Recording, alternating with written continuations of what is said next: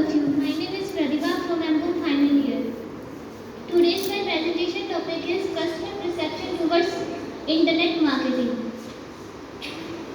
Firstly, consumers कौन होते हैं? आप हैं, हम एक तरह से कंज्यूमर ही हैं. हर रोज़ की डेली लाइफ में हम कुछ ना कुछ परचेज डीलिंग करते हैं. सो हम क्या करते हैं? Buying and selling. It means एक तरह का process buying and selling of goods and services money की एक्सचेंज में.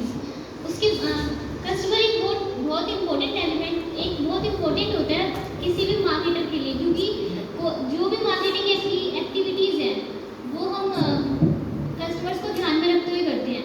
हम मान लो हम जहाँ पे किसी एरिया में शॉप खोली है, शॉप ओपन करनी है, तो वहाँ पे कस्टमर्स की क्या नीड्स हैं, वांट्स हैं, वो किस टाइप के प्रोडक्ट्स चाहते हैं, उसको ध्यान में रखते हुए हमारी स्ट्रेटेजीज, हम कौन सा प्रमोशन टूल यूज़ करेंगे, कितना डिस्काउंट देना है, तो ये सारी चीज़ों को कस्टमर को ध्यान में रखते हुए सिलेक्ट किया जाता है. देन आते हैं प्रिसेप्शन.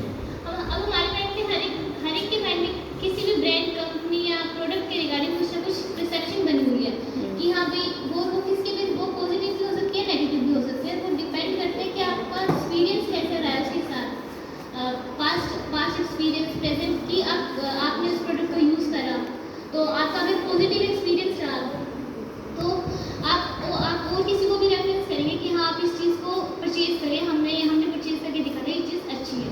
अगर जैसे मैगी है, पहले बच्चों के लिए सबसे ज़्यादा वो प्रेफर की जाती थी, बट उसमें कुछ बीच में कुछ ऐसा आया था जिससे हेल्थ इश्यूज़ आ रहे थे. देन उसके बाद एकदम से परसेप्शन भी चेंज होना कि भाई नहीं ये हेल्थ के लिए ठीक नहीं है, इसका कुछ ऑल्टरनेटिव यूज़ करना. तो परसेप्शन, जो कस्टमर की परसेप्शन है वो आप डिपेंड करता है कि आप कितने टाइम तक मार्केट में रहेंगे, आप कितना प्रॉफिट अर्न करेंगे, आप कितना मार्केट एरिया को कवर करेंगे. ये था कस्टमर और उसकी परसेप्शंस क्या होती है. देन आता है इंटरनेट मार्केटिंग. पहले क्या था? ऑफलाइन मार्केटिंग था, बट नाउ अब जो न्यू ट्रेंड है दैट इज ऑनलाइन मार्केटिंग. अब अधिकतर बिजनेस चाहे छोटा हो चाहे बड़ा हो, वो इंटरनेट मार्केटिंग करता है. अब मान लो जैसे कोई घर पे सूट्स वगैरह रख लेते हैं या फिर कुछ भी आइटम्स वगैरह, प्रोडक्ट्स वगैरह रखते हैं, तो आसपास तो पता ही होते हैं एरियाज में, बट हम क्या करते हैं व्हाट्सएप पे लगाते हैं, फेसबुक पे डालते हैं, ताकि ज़्यादा से ज़्यादा हम इस इंफॉर्मेशन को वाइडली लोगों तक पहुँचा सकें. सो उसके बाद आता है इम्पोर्टेंस क्या है कस्टमर परसेप्शन की बिजनेस के लिए, किसी भी बिजनेस के लिए. अब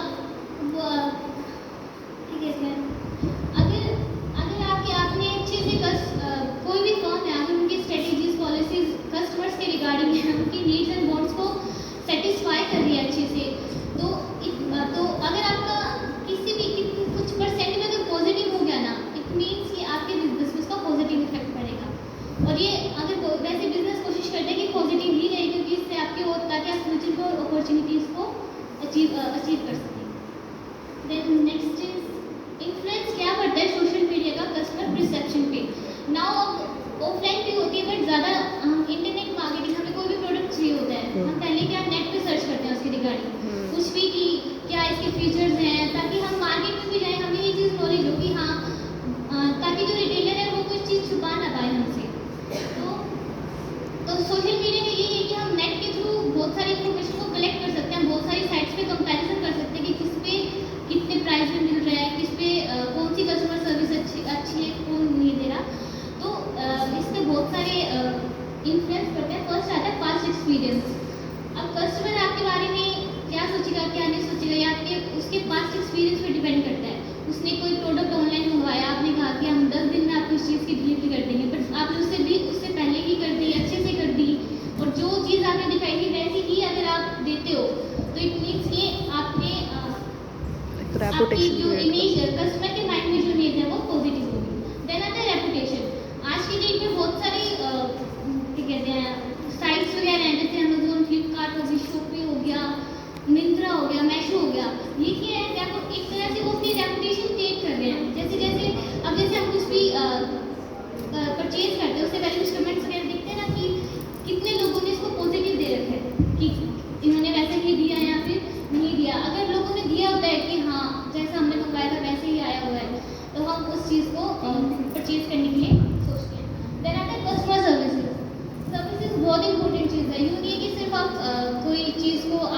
बेचना नहीं होता, आफ्टर सेल सर्विसेज में बहुत मैटर करती है कि आप उनके टाइम टू टाइम फीडबैक ले रहे हो कि नहीं ले रहे हो, या फिर स्कीम्स होती हैं कि 10 दिन आप यूज़ कुछ किया, आप उसको यूज़ करके देखो, अगर आपको अच्छी नहीं लगी तो हम मनी बैक का ऑप्शन दे देते हैं, या फिर आप उसको रिटर्न करवा देना, इसके बदले कुछ ले लेना। तो कस्टमर सर्विसेज भी बहुत इफेक्ट डालती है परसेप्शन पे। देन आते हैं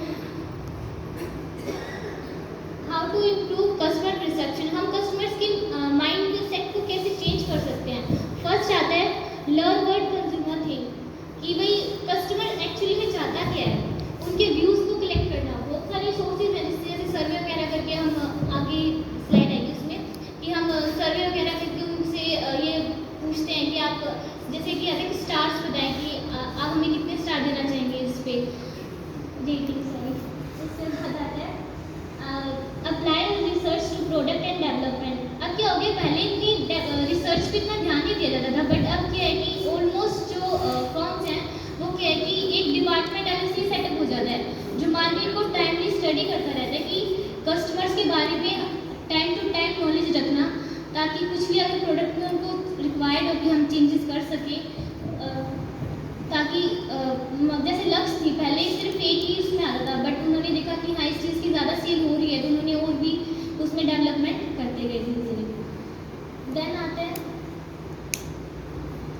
हम कैसे कैसे मेजर कर सकते हैं, हमें कैसे पता चलेगा कि कस्टमर हमारी फर्म के बारे में मतलब प्रोडक्ट या किसी भी प्रोडक्ट के बारे में क्या सोचता है। तो फर्स्टली आता है कस्टमर सेटिस्फेक्शन, कितना सेटिस्फाइड है वो। फीडबैक से पता चल सकता है उनसे कि भाई जैसे सर्वे वगैरह करते हैं, कुछ कंपनी क्या करती है अपने सेल्स मैन वगैरह को भेजते हैं कि भाई आप हमारी कंपनी के बारे में क्या सोचते हैं, क्या चेंजेस चाहते हैं हमारे प्रोडक्ट के बारे में। उसके बाद आता है collect feedback with survey. Online बहुत सारे हम कुछ भी जैसे हम नेट पे कुछ काम वगैरह कर रहे होते हैं, उसके बीच में जैसे प्रोडक्ट्स हम कुछ शेयर कर रहे होते हैं, तो वो ये कहते हैं कि आप अपना फीडबैक बताइए कि आपको कैसा लगा ये चीज़, आपका एक्सपीरियंस कैसा रहा हमारे प्रोडक्ट के साथ। देन इंटरव्यू कस्टमर्स, बहुत सारे जैसे वो इंटरव्यू किया जाता है वो फेस टू फेस भी कर सकते हैं या फिर आप ऑनलाइन भी कर सकते हैं। देन आता है बेनिफिट क्या होता है इंटरनेट मार्केटिंग का। फर्स्टली कस्टमर परसेप्शन के रिगार्डिंग फर्स्ट आते हैं इंस्टेंट रिस्पॉन्स। फर्स्टली तो अगर हम ऑफलाइन के बेसिस पे अगर हम उनके रिस्पॉन्स जानने लगे, हम इतने ज़्यादा गाइडेड वो कवर नहीं कर पाएंगे और ना ही उनका रिस्पॉन्स जल्दी से ले पाएंगे। तो फर्स्टली तो इंटरनेट मार्केटिंग के थ्रू हम जल्दी से उनका रिस्पॉन्स जान सकते हैं, कॉस्ट इफेक्टिव होता है। देन आते हैं बहुत ज़्यादा, मान लो हम अगर ऑफलाइन करने लगे तो एक ही एरिया का डाटा कलेक्ट कर पाएंगे, बट वैसे ऑनलाइन के थ्रू हम ज़्यादा डाटा को कवर कर सकते हैं, ज़्यादा से ज़्यादा लोगों से इंटरेक्ट कर सकते हैं। जो पोटेंशियल जो कस्टमर्स हैं वो तो होंगे ही, बट हम क्या पता है और नए कस्टमर्स भी बना पाएँ। इंटरनेट मार्केटिंग को बहुत डिफरेंट नेम से जाना जाता है, that is digital marketing, mobile marketing, E marketing, web marketing और ऑनलाइन मार्केटिंग। रिसेंटली अब जो ट्रेंड है, पहले इतना ऑनलाइन शॉपिंग पे ट्रस्ट नहीं होता था, बट अब जो डाटा है 68% जो है वो मैन शॉपिंग करते हैं ऑनलाइन में एंड 72% वुमन करती हैं। सो कंक्लूजन इज कि पहले इंटरनेट पे इतना ट्रस्ट नहीं था कि भाई जो चीज़ दिखा रहे हैं वो चीज़ आएगी कि नहीं आएगी, बट अब कंपनीज ने या फिर ऐसी परसेप्शन इमेज क्रिएट हो चुकी है कि हम ऑफलाइन से ज़्यादा ऑनलाइन शॉपिंग करना पसंद करते हैं। Thank you. Give a big round of applause for Pratibha.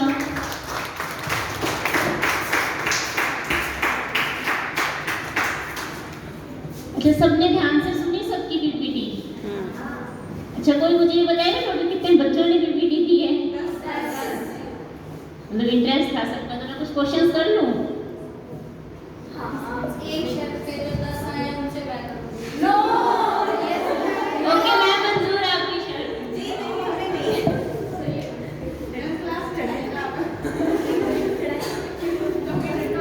कोई बताएगा जीएसटी क्या होती है और कितने टाइप की होती है? 4 टाइप का। उन्होंने क्वेश्चन पूछा था जीएसटी।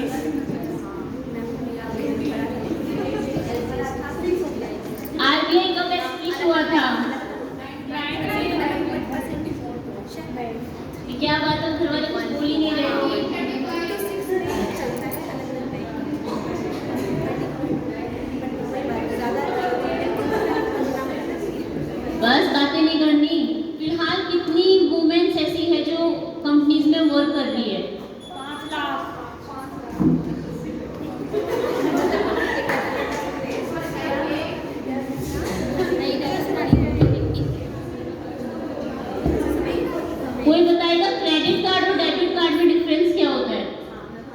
एक जना